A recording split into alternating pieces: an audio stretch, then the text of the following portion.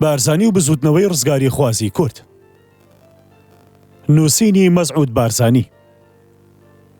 بەرگی سێیەم بەشی دووەم 1961 بۆ 1975. شۆڕشی ئەیلول بەشی 16. کۆنگرەی هێشتەمی پارتی. پاش ڕێکەوتنی ئادار گەلێک کاروباری ڕێخستن و ئاسایی هاتنە ئاراوە.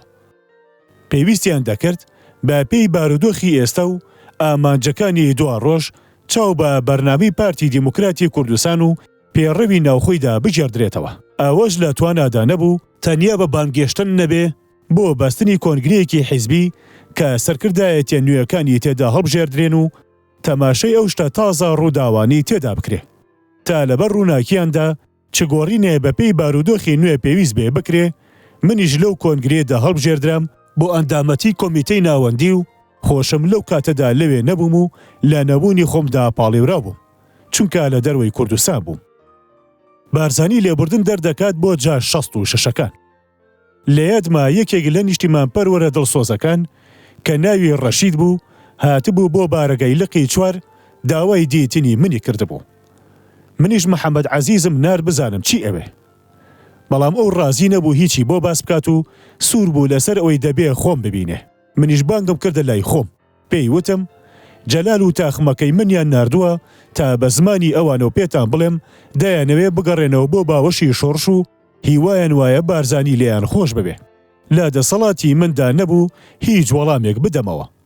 بەڵام گفتم دایە قسەکەی بگەێنم بە بارزانی و بۆ بۆنەوە ئاگاداریشم کرد کەوا من خۆم ئەم هەنگاوم زۆر لا هەنگاوێکی چاکە و وتم چەندم پێ بکرێ هەوڵ دەدەم ئەم تکایەیان بێتە دی. گەڕامەوە بۆ حاجی ئۆمەران و نامە دەمیەکەم گەیاند بە بارزانی و بیر و ڕای تایبەتی خۆشم بۆ باس کرد کە زۆر شتێکی جوانە وەڵامەکەی بارزانی بە ئابێ و ئەوەشم لێ زیاد کرد کە ئەمە هەلێکە ڕەخساوە و نابێ لە دەست بدرێ چونکە ڕاستی ئەو ڕێبازە بۆ هەمووان دەردەخات کە شۆڕژ نەخشی بۆ کێشابوو. هۆیەکیش دەبێ بۆ دان بە تاوان و هاڵی خۆدا نانی دوژمنانی شۆڕژ کاچەکیان لە ڕوویدا هەڵگرت و لە دژی جەنگین. ئەو ڕۆژە لە بواری خۆیدا ڕۆژێکی تاقانە دەبێت کە ئەوان بە عالەمی ئاشکرا جاڕی پەشیمانی خۆیان بدەن و داوای وەرگرتنەوە و گەڕانەوەیان بە پەشیمانی بۆ کۆشی شۆڕش بکەن. بارزانی بە شێوەیەکی سەرەتایی ڕەزامەندی خۆی لە پێشنیازەکەم پیشاندا و مەسەلەکەی خستە بەردەمی مەکتەبی سیاسی پارتی. ئەوانیش پێشگیریان لە ڕاکەی من کرد. پاشان من چوون بۆ دەرەوەی عێراق. بەڵام لەوە دوازانیم کەوا دارا تۆفیق و فاخیر مێرگە سۆری ڕاست پێردران پەیوەندی بە جەلال و هەواڵەکانی وە بکەن. لە حوتی ئابی 1970دا ئەو پەیوەندی پێوەکردنانە گەیشتنە دوا قۆناغیان کە ئەوە بوو جەلال تاڵەبانی هات بۆ حاجی ئۆمەران و چاوی بە بارزانی کەوت و شتی وای لێدی و لێبیست کە دڵی متمانی پێ بکات و بە ڕەزامەندی و شادمانی گەڕایەوە. پاشان ئەوانیش خۆیان ئامادە کرد کەوا بە کۆمەڵ بگەڕێنەوە و لە 15 هەمان مانگدا جەلال لەگەڵ فەرەنس و هەریری و فاخیر مێرگە سۆری گەڕایەوە بۆ بەغدا و لەوێ لەگەڵ تاخمەکەیدا کۆنگرەیەکیان گرت و لە کۆنگرەکەدا بڕیاریاندا واز لە ناوی پارتی دیموکراتی کوردستان بهێنن کە لە خۆیانیان نابوو. لە جێتی ئەوە خۆیان ناونە پارتی شۆڕژێڕی کوردستان و بەیانێکیشیان بۆ هەڵوەشانەوەی ئەم پارتە دەرکرد. هەروەها یەکە بچنە ناو پارتی دیموکراتی کوردستانەوە. لە 15 تشرینی یەکەمی 1970دا پاش جەلال ئیبراهیم مەحمەد و عومەر مستەفا دەبابە و عەلی عەسکەری و ئەوانی شوێنیان کەوتبوون هاتن. بارزانیش بە ئامادەبوونی حەبیب محەممەد کەریم و دکتۆر مەحموود عوسمان و فەرەنس و هەریری لەگەڵیان کۆبەوە. پێشتریش پێش ئەوەی ئەمانە بێن کۆمیتەی ناوەندی پارتی ڕۆژی 28 ئەیلولی دەستنیشان کردبوو بۆ باسکردنی پرسی گەڕانەوەی ئەمانە و وەرگرتنەوەیان. بەڵام کۆبوونەوەکە بە بۆنی کۆچی دوای جەمال عەبدولناسر لەو ڕۆژەدا دواخرا بۆ یەکی تشرینی یەکەم. لەم ڕۆژەدا بە زۆرتری دەنگ بڕیاردرا با قبولکردنی گەڕانەوەی جا 66ەکان و ڕێگە بۆ بەرەڵاکردنیان بۆ هاتنە ناو پارتیەوە. بەڵام کەمینەیەک لە ئەندامان کە نامەوێ ناویان بێنم سوور بوون لەسەرەوە کە دەبێ بە تۆمەتی خیانەتی مەزن بدرێن بە دادگا. ئالەو کاتەدا بارزانی بە تۆڕەیەوە وتی کاتێ ئەوانە جاش بوون مڕێم لە کەس نەکرد پاتپاتێنیان پێ بکات. بەڵام ئێستا کە من بڕیاری خۆمم بەلێ خۆشببوونیان دەرکردووە بە یەکجاری ڕێگە لەوە دەگرم کەسێک دەستێکی خراپیان بۆ ببات یا ئازاری یەکێکیان بدات. هیچ گومان لەوەدا نییە کە خیانەتەکەیان زۆر گەورە بوو، بەڵام خوا شکر شۆڕش سەرکەوتووە و ئەوان زەبوون بوون. لێبوردنیش لە کاتی دەسەڵاتدا دەبێت. ئادی ئێستا بڕیار بدەن کە لێیان خۆش نابن و لێیان گەڕێن با خۆیان چی دەکەن بیکەن. بەڵام کە لێیان خۆش بوون پاش گەڕانەوەیان دەبێ ئەمین بن و ترسی هیچیان نەبێت. بارزانی بانگی کردم و وتی وریابە نەهێڵی کەسێک دەست بۆ یەکێکیان ببات یا سوکیەکیان پێ بکات. چاودێری و ئاگاداری تەواویان بکەن. واتە جەلال و ئەوانی تر. ئەگەر ئازارێک بە یەکێکیان بگات ناو بانگمان لە کەدار دەبێت. منیش گفتمدایە کە ئەو پەڕی تەقەلای خۆم بخەمە کار و پەیوەندیشم پێوە کردن و پێم وتن. ئەو پەڕی ئازادیتان هەیە لە بەکارهێنانی هەر شێوازێک بۆ پاراستنی خۆتان. بەڵام ئەگەر پرسی پارێزگاری لێکردنتان دادەنە دەستی ئێمە تکام وایە ئێمە چی دەکەین خراب واتای لێ مەدەنەوە. هەروەها هاودەنگ بوون لەوەدا کە ڕازین بەوەی ئێمە دەیکەین. ئیبراهیم محمود و ماڵ و منداڵەکانی لە ناوپردان و عەلی عەسکەری و ماڵ و منداڵەکەی لە گەڵاڵە و عومەر مستەفا دەبابە و خێزانەکەی لە دەربەند و جەلال ماوەیەک لە قەسرێ لە ماڵێکدا لە بارەگەی بارزانی مایەوە. عومەر مستەفا دەبابە و عەلی عەسکەری تەنیا خۆیان پێکەوە هاتن بۆ لام و وتیان ئێمە ئەم هەلە لە دەست نادەین لە کیسمان بچێت. هاتوین بینەوە ناو پارتی و شۆڕش و لە ڕیزیاندا کار بکەین و حەقمان بەسەر کەسی ترەوە نییە و ئەمە بڕیاری ئێمەیە. ئێمە ڕازی نابین ناوی جەلالیمان لێ بنرێ و خراپیان لەبارەی جەلال و ئیبراهیم محمودەوە وت و ناتۆری چڵێسیان لێنان و تاوانباریان کردن کەوا هەرچی پارە و دارایی جا 66 هەبووە هەموویان بردۆ بۆ خۆیان و ئیبراهیم و جەلالیان بەوە تاوانبار کرد کەوا 1,400,000 دیناریان هەڵگرتووە بۆ خۆیان کە دەکاتە نزیکەی 4,200,000 دلار. جەلال چووە بۆ کوێت و لەوێ بە ناوی و خۆیەوە لە یەکێک لە بانکەکاندا دەیناوە. پاشماوەیەک جەلال داوای کرد ڕێ بدرێ بچێ بۆ دەرەوە گوایە ژنەکەی نەخۆشە و بانگێشتنێکیشی لە کوێتەوە بۆ هاتووە. ڕێگەی درا و لێوە چوو بۆ لوبنان و لەوێشەوە چوو بۆ میسر. بەهۆی عەزیزی شێخ ڕەزاوە ڕاپۆرت و پەراوێزی لەبارەی ئەو هەوڵ و تەقەلانی لێوە دەیدان بۆ بەرژەوەندی شۆڕش بۆ دەناردین. وەک پێشتریش باسم کرد ئیبراهیم محمەد لە پاییزی 1970دا بۆ یەکەم جار پاش لێک جێبوونەوەی ساڵی 1964 هات بۆ حاجی ئۆمەران بۆ بینینی بارزانی و عومەر مستەفا دەبابە و عەلی عەسکەری لەگەڵ بوو. بارزانیش بە خێراتنی گەرمی لێکردن و جێگەی خۆشی لە دانیشتنی خۆیدا بۆ کردنەوە و منیش لەوانە بووم کە لەوێ بوون. حەبیب محەممەد کەریم و دکتۆر محمود عوسمان و فەڕەنسۆ هەریریش لەوێ بوون. پاشان ئیبراهیم محمەد دەستی کرد بە قسەکردن و زۆری قسە کرد و سپاسی بارزانی کرد بەرامبەر بەو چاوپۆشی و سنگ فراوانی و لێبوردنەی و ڕوویکردە بارزانی و بێ پێچ و پەنا وتی نیشتیمان پەروەری و کوردایەتی لای تۆن و ئێمە هەموو بە هەڵەدا چوو بووین. ئەم پیاوە بەر دلۆڤانی خواکەوێ لە ژیانیدا کارێکی نەکرد جوڵانەوەی ڕزگاری خوازی کورد یەک بخات. بەگرە بە پێچەوانەوە جوڵانەوەی ڕزگاری خواز و پارتی دیموکراتی کوردستانی کرد و ئەو بوو بەهۆی ئەوەی ڕۆشنبیران بچنە ڕێزی ناپاکیەوە. نیشانی بەدنیازی لە ئاز کووردە فەیلیەکاندا. پرسی ڕەگەز نامەدان بە کووردە فەیلیەکان پرسێک بوو لە سەرەتای بەرپابوونی شۆڕشی 4 تەمووزەوە پارتی دیموکراتی کوردستانی بەخۆیەوە خەری کردبوو. هەرچی گفتێک حکوومەتەکان دابوویان بۆ چارەسەرکردنی ئەم پرسە هەمووی هەر بە قسە و گفتی ڕوودما بووە. لێتمە ئێمە لە کاتی دەستپێکردنی ئەو گفتوگۆیانەدا کە ڕێیان بۆ ڕێکەوتنامە 11 ئادار خۆش کرد ئەم پرسەمان هێنایە ئاراوە. لە کاتی خۆیدا گفتوگۆکەرەکانی بەعز گفتیان دابوو کردبوویان بە ماڵ لەسەر خۆیان کە مامەڵەکانی داوای خۆکردن بە عێراقی و ڕەگەزنامە پێدانی کووردە فەیلەکان ببڕنەوە و جێبەجێیان بکەن کە هەزاران مامەڵە بوون و لە سەردەمانێکی دوورەوە لە وەزارەتی ناوخۆدا کەڵەکەیان کردبوو بەسەر یەکدا کەوتبوون. بە گوێرەی یاسای ڕەگەزنامەی عێراقی کە لە ساڵی 1924دا دەرچووە. هەموو کووردە فەیلیەکان حەقی ئەوەیان هەبوو ڕەگەزنامەیان بدرێتێ. بەڵام حکومەتە عێراقی یەک لە دوای یەکەکان لە بەرهەندێ هۆی سیاسی عەقڵ نەبڕی و خاوەخەویان لە دوایی پێهێنان و بڕینەوەی پرسەکاندا دەکرد. وا دیارە بە مەبەستی ئەوەی لە گەرداوی پەیوەندی عێراق و ئێراندا بیکەن بە کارتێکی سوودبەخش و کاڵکی لێوەربگرن. زۆری تری کوردە فەیلیەکان لە بەغدا دادەنیشن و زۆریان لە چینی بازرگان و خاوەن کارە لە کاری خۆدا سەرکەوتوەکانن. ئەمانە پاش ڕۆشنی جوولەکەکان لە ساڵانی 50دا دەستیان بەسەر ژیانی بازرگانیدا گرتە بوو، جووەکان هەموو ئیش و کارەکانی خۆیان بەدەستی ئەم کوردە فەیلیانە سپاردە بوو کە زۆر دەستپاک بوون و کاریان بە باشی ڕادەپەڕاند. چەندین وەچەی یەک لە دوای یەکە کە ئەم فەیلیانە بەشێکی گوێ نەبووە لە کۆمەڵگەی عێراق پێکدێنن. زۆر بە گەرمیش ڕوویان کردبووە هاتنە ناو پارتی و بە ئەندام بوونیەوە و ئەمەشیان لە نیشتیمانپەروەریکی خاوێن و ڕاستەوە هاتبوو. هیواشیان تێدا بوو لە ناو پارتیدا گەیشتبوونە پلە و پایی بەرز و باڵا.